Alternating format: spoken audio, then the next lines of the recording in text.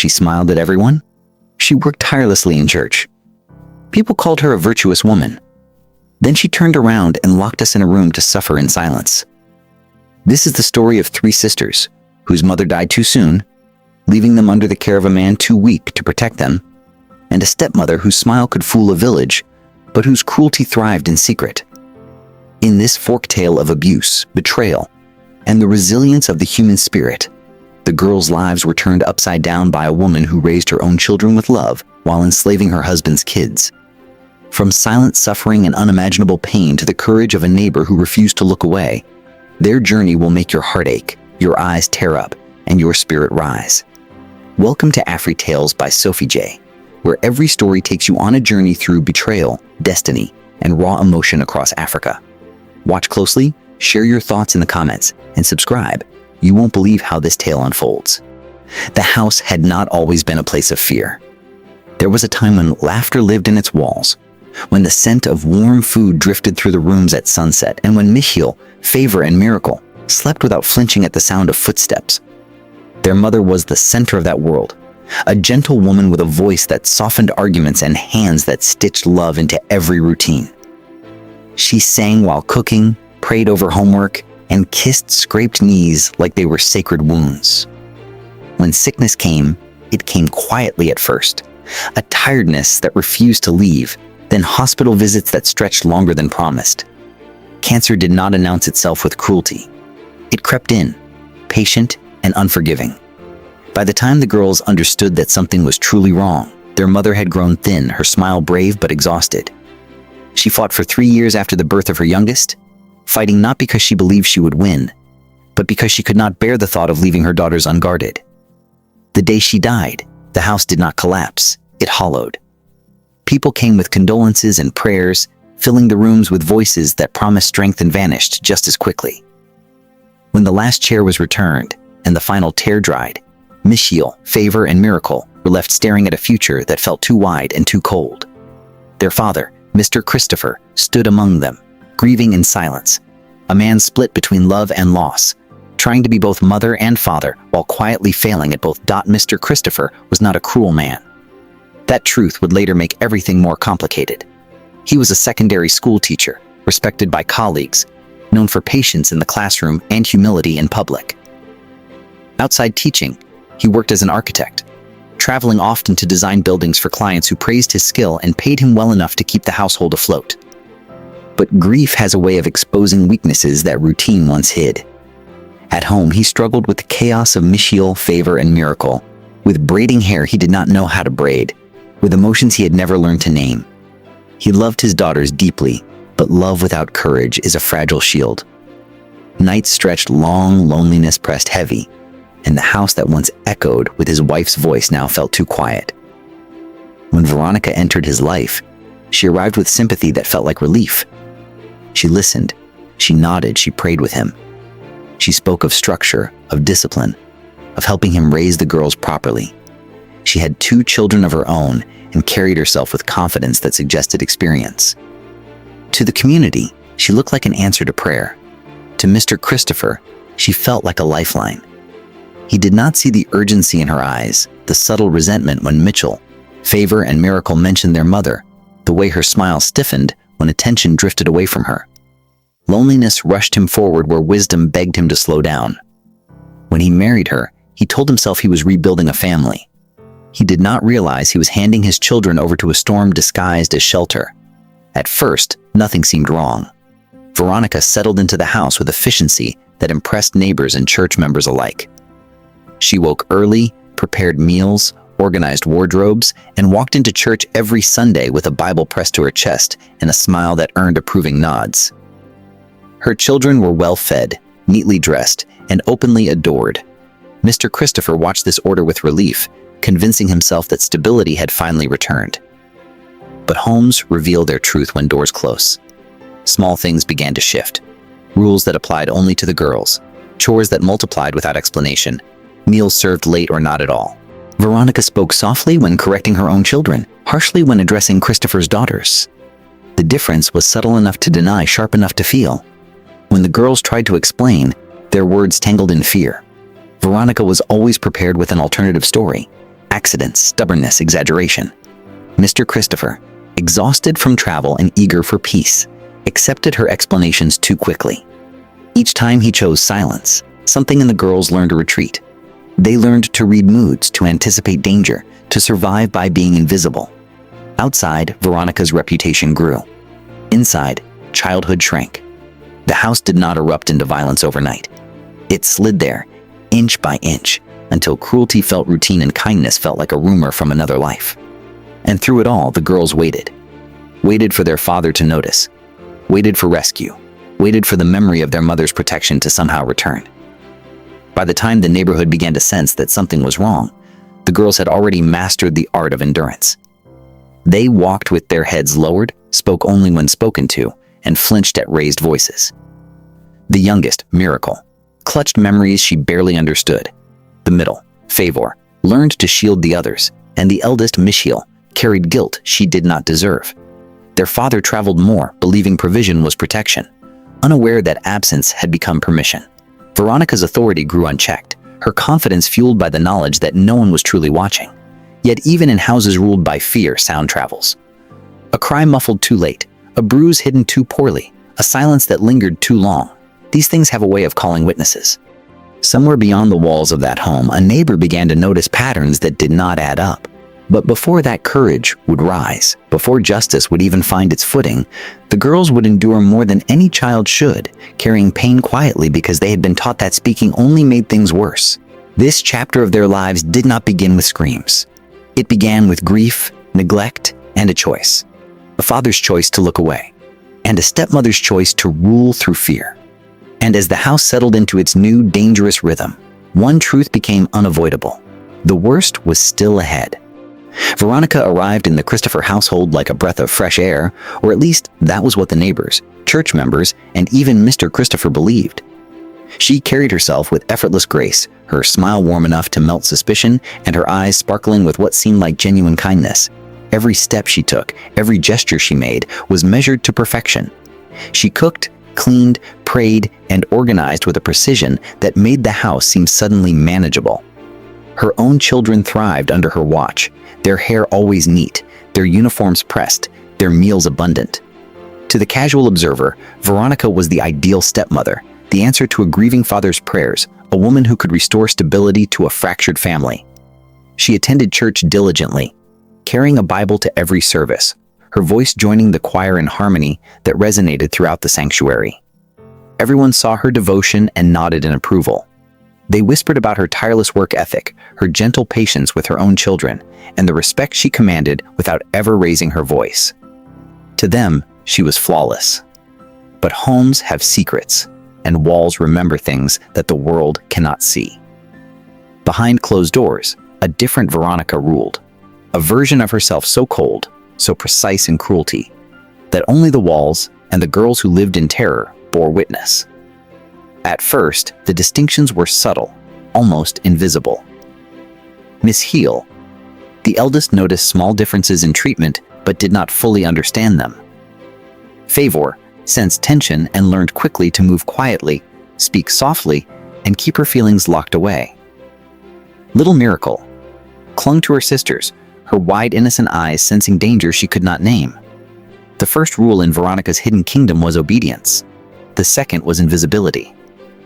Chores doubled for the girls that did not apply to her own children. And yet, even in the house of fear, cracks began to appear, small, almost imperceptible, but growing stronger with each passing day. A neighbor noticed bruises that could not be explained by roughhousing, a child flinching too quickly, a cry muffled in fear. Mitchell's quiet intelligence and careful observation picked up on the patterns, the differences, the unfairness that her father refused to see. Favour noticed her mother's favorite food served differently to her than to Veronica's children, the way chores were timed, the subtle gestures that set her sisters apart. Miracle, though small, clung desperately to the memory of their late mother, seeking comfort in her sister's arms, sensing danger she could not yet name.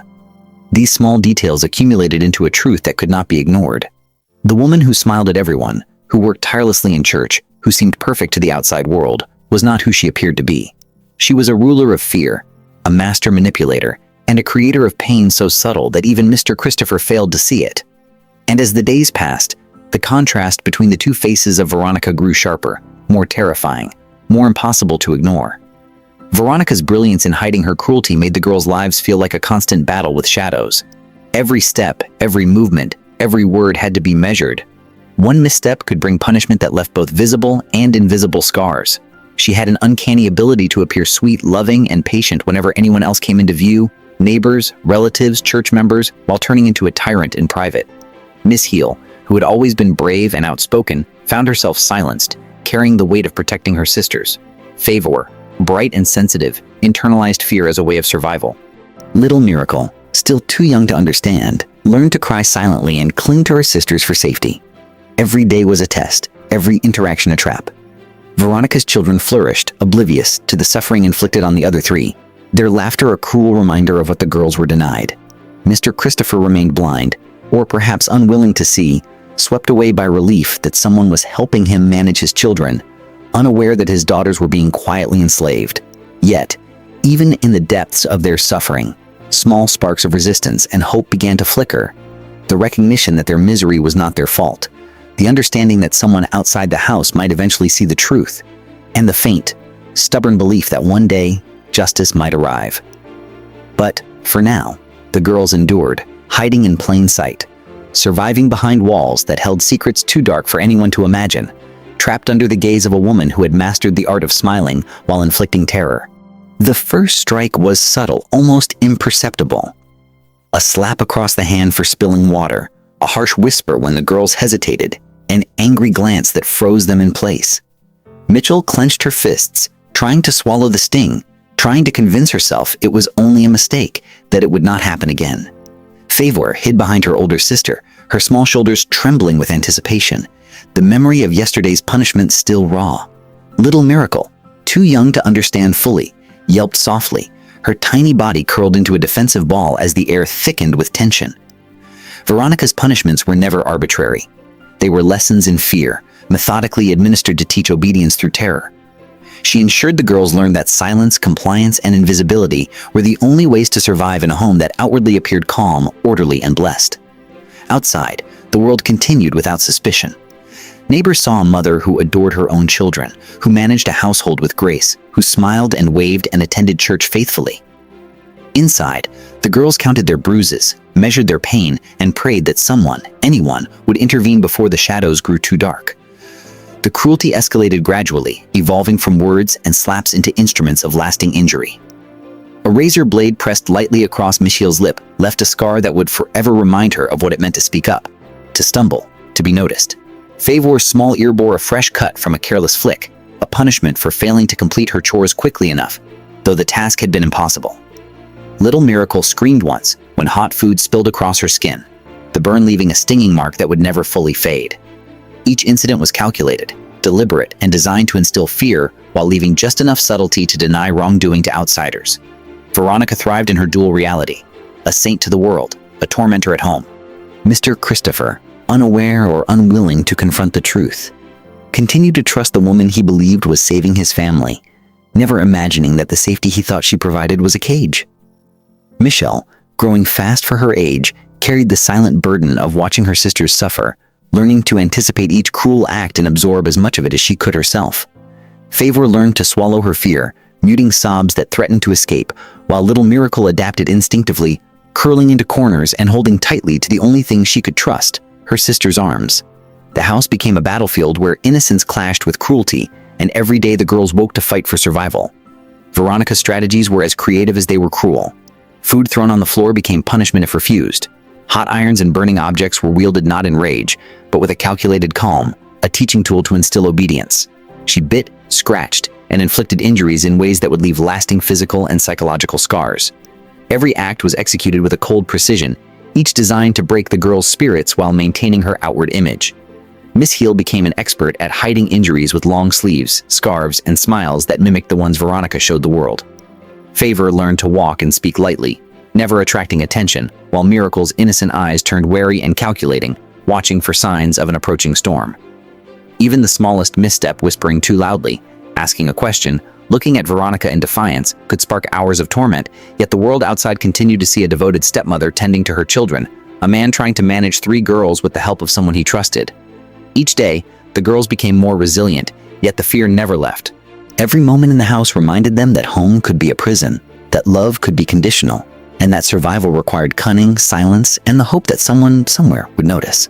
And notice they did, though not immediately. A neighbor, observant and unwilling to ignore the repeated signs of abuse, began to pay attention to the small details others overlooked. The bruises that could not be explained by play, the sudden quietness when adults approached, the tiny scars hidden beneath clothing, the way Misheal carried Favour and Miracle protectively as though anticipating the next attack, all these whispered truths that screamed louder than any cry. But for now, the girls endured. They learned that endurance was a shield, secrecy was survival, and any outward expression of their pain could invite a wrath they could not withstand. Each day stretched longer than the last, the sun rising on chores, pain, and fear, setting only to return again with the next. The house, outwardly perfect, became a theater of terror behind closed doors. The girls' spirits bent under the weight of cruelty, yet the smallest spark of resistance glimmered in Misheal's determined gaze, in Favour's cautious intelligence, and in Miracle's quiet awareness. These sparks, fragile but stubborn, would one day ignite into something powerful. But for now, the house ruled by Veronica's two faces held them prisoner, and the worst, far worse than anything they had endured, still lay ahead, waiting to test the limits of courage, endurance, and faith. The sun had barely risen when the neighbor, Mrs. Okoro, noticed the girls again, Misheal, Favour, and little Miracle, walking silently along the dusty path behind the house. Their heads were bowed, movements hesitant, the youngest clutching her sister's hands like fragile lifelines. Mrs. Okoro had lived next door for years, always polite but observant, and the quiet had begun to unsettle her. The smiles that once greeted her from the girls' windows had faded, replaced by cautious glances that seemed to ask for help in silence. She noticed the long sleeves in scorching heat, the way Misheal adjusted her posture as if hiding bruises that might otherwise be seen. Something inside her shifted that morning, a mixture of indignation, anger, and a maternal instinct she had thought reserved for her own children. The faintest whimper carried on the wind as they approached the gate, and her heart clenched. She had suspected, she had seen shadows, but today there was no denying it. The girls were living in terror. Her pulse quickened, not with fear, but with determination. She would not look away any longer. Inside the house, Veronica moved with the precision of a predator who knew every pattern in her territory. Her own children played in the sunlight streaming through the windows, laughing freely while she plotted the next round of discipline for Misheal, Favour, and Miracle. Every minor misstep was catalogued in her mind, every flinch, every hesitant glance marked for correction. Veronica thrived on the illusion of normalcy outside, but within these walls, the three girls were trapped, their bodies and minds enduring injuries that were deliberate and carefully measured. A razor blade had left its mark on Misheal's lip last week. A hot iron sizzled against Favour's small arm just days prior, and Miracle's cry from spilled hot food had been met with biting scorn. Each act was a lesson in obedience, in terror, in the quiet knowledge that no one was watching. But today, an unseen observer, a neighbor who refused to be fooled by appearances, was gathering evidence with her eyes, with her quiet, deliberate attention. Every bruise, every tear, every tremor of fear became a piece of a puzzle she was determined to complete. Mrs. Okoro's courage did not arrive all at once. It grew steadily, fueled by disbelief that anyone could treat children this way without consequence. She began visiting more frequently under the pretense of casual conversation, always polite, always seemingly casual, but always watching, noting, and mentally recording what she saw. She observed the girls' careful avoidance of Veronica, the way Misheal tried to shield Favour and Miracle from each glare, every punishment, every whispered command. She noticed the unwashed tears, the scars just barely visible, the silent cries for help when no one else was looking. Slowly, she began to intervene in small, subtle ways, a hand held briefly, a whisper of reassurance, a discreet question about schoolwork, a promise that they were not alone. Veronica noticed nothing, confident in her ability to deceive, blinded by her own arrogance, while the girls, though terrified, began to recognize that someone beyond these walls might finally understand the truth. It was a delicate balance of courage and fear, the neighbor daring to act, the girls daring to hope, and Veronica entirely unaware that her carefully maintained world was beginning to crack. The turning point came on an afternoon thick with heat and tension. Veronica had reached a level of cruelty so extreme that even her own children paused, sensing the darkness that had settled over their sisters. Misheal had been forced to kneel on the kitchen floor for hours. Favour burned lightly with a hot iron when she tried to shield her sister, and little Miracle had been forced to eat scraps from the floor. Their cries, muffled and desperate, carried faintly through the thin walls of the house and drifted toward Mrs. Okoro. Something inside her snapped. She could no longer stand by while 3 innocent girls suffered unimaginable cruelty behind doors that the world assumed were safe.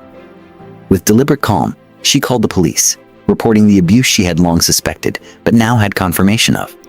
Simultaneously, she prepared to support the girls emotionally, letting them know that someone was coming, that they were not alone, that the nightmare they had endured for years could finally be interrupted. The decision was not easy. It placed her in danger of Veronica's wrath, but the cost of inaction was far higher. That day, courage entered the Christopher home, not with shouting or force, but with quiet, unwavering determination. It was a quiet spark that would ignite a fire of accountability, a spark that Misheal, Favour, and Miracle clung to desperately. And though they did not yet know it, this single act of bravery would set in motion a chain of events that would change their lives forever, bringing justice to a home that had known only fear, pain, and silence. The knock on the door was deliberate, insistent, and unlike any the Christopher household had ever heard. Veronica, poised and composed one moment, felt a flicker of unease ripple through her as she glanced at the uniformed officers standing outside. The neighbor, Mrs. Okoro, had not arrived with a smile this time. Her eyes were steady, her jaw set, an unspoken warning that she would no longer remain silent. The girls, Misheal, Favour, and little Miracle, had long since learned to flinch at the sound of approaching footsteps, to shrink in anticipation of reprimands, and yet something in them recognized the difference this time. The knock was not ordinary. It carried authority. It carried the possibility of liberation. Veronica's carefully constructed facade trembled imperceptibly, her mind racing to calculate, to manipulate, to maintain control. But the days of hiding behind charm, of terrorizing without consequence, were ending. Behind closed doors, a storm was arriving that she had not anticipated, one that would unravel the years of secrecy, cruelty, and domination she had built meticulously. Mr. Christopher, who had long preferred silence to confrontation, froze. The weight of the moment pressed on him, a mixture of disbelief, fear, and an unfamiliar hint of hope. Outside observers saw only a polite house, neatly maintained and calm. Inside, the tension was palpable, thick with anticipation and dread. Veronica tried to speak first, to charm, to explain, to dismiss. She greeted the officers with a smile that trembled ever so slightly, a mask she thought would suffice. "Is there a problem?" she asked, her voice steady but measured. But the officers were not swayed. They carried with them the authority of law, the certainty of investigation, and a determination that silenced attempts at manipulation. Mrs. Okoro, standing nearby, presented her observations with calm precision. The bruises she had seen, the scars she had documented, the children's fearful demeanor. Every carefully noted detail built a case, each point an undeniable thread in the tapestry of abuse that Veronica had worked so hard to hide. Misheal, Favour, and Miracle clung to each other, sensing the monumental shift that had begun. They watched as the officers spoke calmly but firmly, explaining their purpose, outlining their intention to intervene. It was surreal, the authority of outsiders standing against years of terror, the possibility of freedom brushing against their skin like the first light of dawn after a long, unending night. The house, once a fortress of fear, was beginning to feel strangely fragile, its walls no longer impenetrable. The arrests were swift and methodical. Veronica, still attempting to negotiate, found herself confronted with documentation, statements, and the unyielding presence of law. Mr. Christopher, unable to hide his shock, felt the heavy weight of responsibility as officers informed him that he too would be taken for questioning. His failure to protect his daughters, his silence, his misplaced trust, now confronted him with consequences he had never imagined. The girls watched from a corner, hearts pounding, each second a mixture of fear and cautious hope. Misheal's young face hardened with the knowledge that her role as protector of Favour and Miracle was shifting, that the burden they had carried for years was beginning to be lifted. Favour's small hands trembled as she clutched her sisters, while Miracle, barely 4, looked on with wide, uncertain eyes, sensing the tension but trusting, instinctively, that the neighbor who had noticed them, who had dared to intervene, had become their lifeline. The house, once a stage of daily torment, now held a different kind of drama, the unraveling of cruelty, the confrontation of lies, and the first real steps toward justice. The girls were removed from the house under careful supervision, their small bodies trembling yet strangely liberated.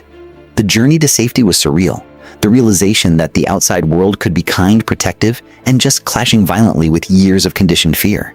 Officers spoke softly to reassure them, while Mrs. Okoro offered quiet, comforting words, ensuring they understood that the nightmare was not over entirely, but that they were no longer alone.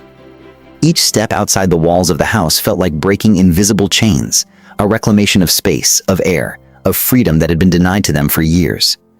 Veronica and Mr. Christopher were taken into custody, leaving behind the life they had constructed on fear, manipulation, and deceit. And in the aftermath, the girls Misheal, Favour, and Miracle began to feel something that had been foreign for too long.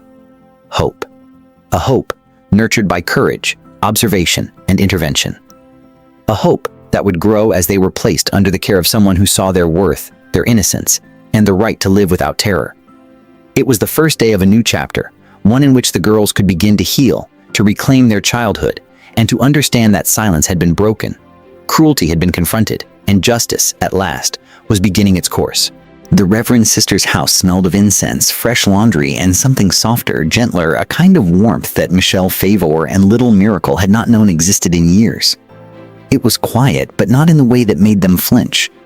It was a quiet that invited breathing, allowed hearts to slow, and offered space for tears to fall without judgment. The girls clung to one another instinctively, their hands entwined as though holding the only anchors they had left in the world. Sister Magdalene, the woman who had taken them under her care, knelt to meet their eyes, offering a smile that did not conceal anything, a kindness that did not carry a hidden edge. She understood immediately that these children had been shaped by fear, their trust fragile and hesitant, their hearts weighed down by years of cruelty that could not simply be erased. But she also saw something else, resilience, courage, and the faint, stubborn glimmer of hope that refused to be extinguished. Misheal, though quiet, had the careful watchfulness of someone who had been responsible for more than she should have been. And Sister Magdalene recognized in her the strength that would become their guiding force.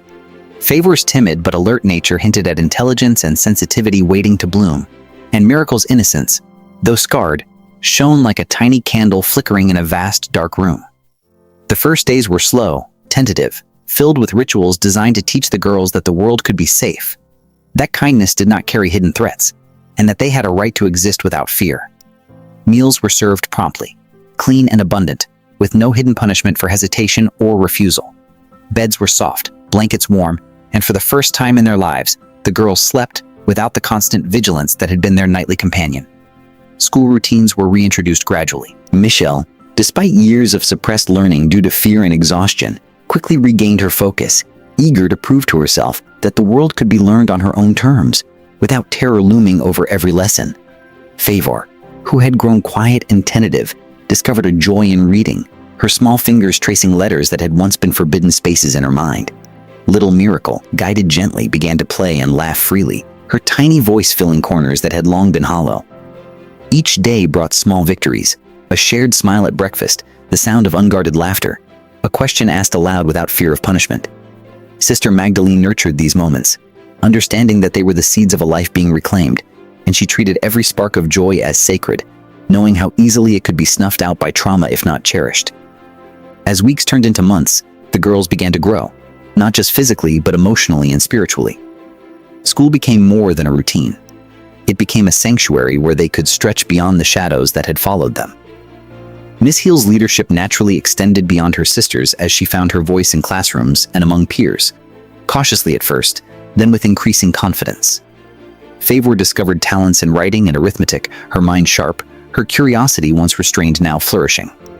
Miracle, still the youngest, blossomed into a playful, expressive child, no longer flinching at sudden movements, no longer shrinking at raised voices. Sister Magdalene oversaw their growth with patience, allowing them to confront memories at their own pace while reinforcing that they were safe, cherished, and capable of extraordinary resilience. Every homework assignment, every school project, every shared laugh among friends was a small reclaiming of stolen time, a rebellion against the cruelty that had shaped their early years. Slowly, the girls began to imagine futures unburdened by fear, imagining paths of possibility, dreaming of lives that could belong to them, not dictated by the whims of someone else's cruelty.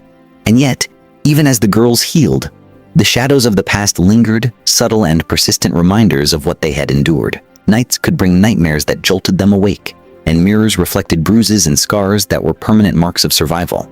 Misheal, wise beyond her years, began to write down memories in secret, a way to exorcise the terror she had carried. to confront it with words instead of silent screams. Favour drew pictures of impossible worlds, landscapes where children could run freely without fear, where laughter was not punished, and where love was unconditional.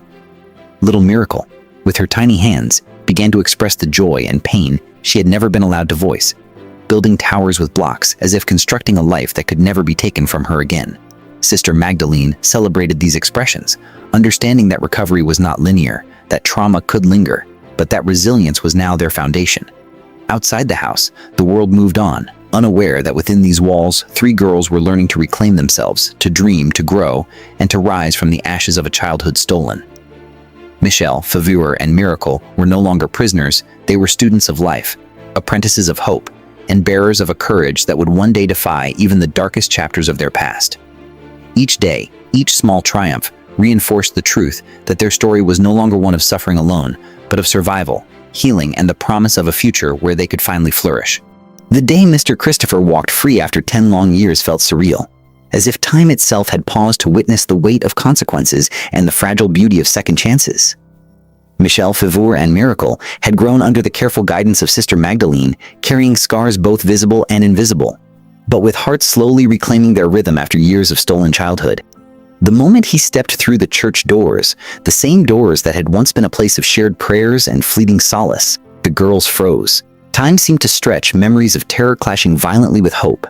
Mr. Christopher's eyes were red-rimmed, his steps cautious, unsure if forgiveness was even possible. The years of neglect, of silence, of the cruel absence of protection, weighed on him with unbearable gravity. Misheal's gaze, steady and unyielding, measured the man who had failed her when she needed him most. Favour's hands trembled as she clutched her sister's, while Miracle looked up with a mix of curiosity, fear, and hope. Each of them carried their own story of endurance, survival, and resilience, and now that story intersected with the man who had once been their safe harbor and, tragically, their blind protector.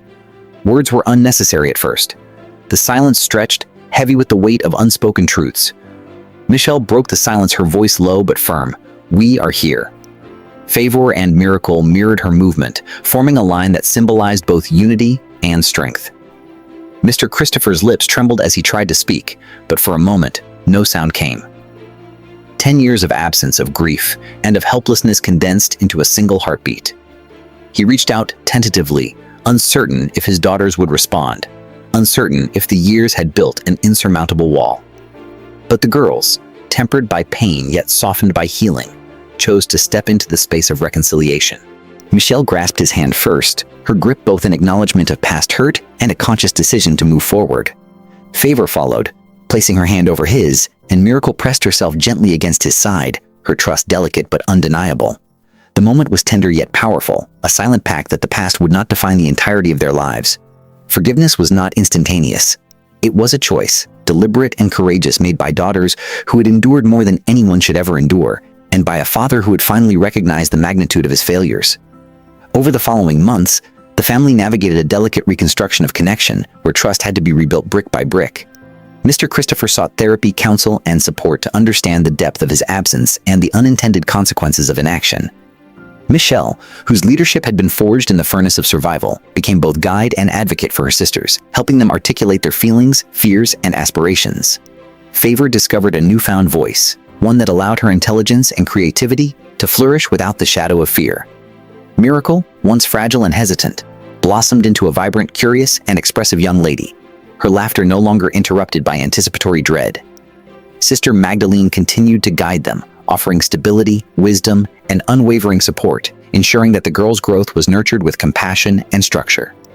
Slowly, the house of fear transformed into a home of learning, trust, and careful optimism, each room echoing with laughter that had once been absent, each day a testament to the resilience of the human spirit and the possibility of reclaiming life even after profound trauma. Years passed, and the Christopher daughters, nurtured by love, education, and unwavering guidance, achieved remarkable success that defied the horrors of their early childhood. Misheal became an accomplished architect, her designs celebrated for both creativity and precision, her dedication rooted in the perseverance learned from surviving Veronica's cruelty. Favour pursued a career in medicine, her intelligence, compassion, and meticulous attention to detail earning her accolades, her drive fueled by the desire to heal not only herself but others who had faced adversity. Miracle, the youngest, discovered a passion for education and advocacy, dedicating herself to creating safe spaces for children who, like her, had once suffered in silence. Their father, though still carrying the weight of regret, took pride in their achievements, humbled by their resilience, and deeply grateful for the chance to rebuild his relationship with the daughters he had failed to protect.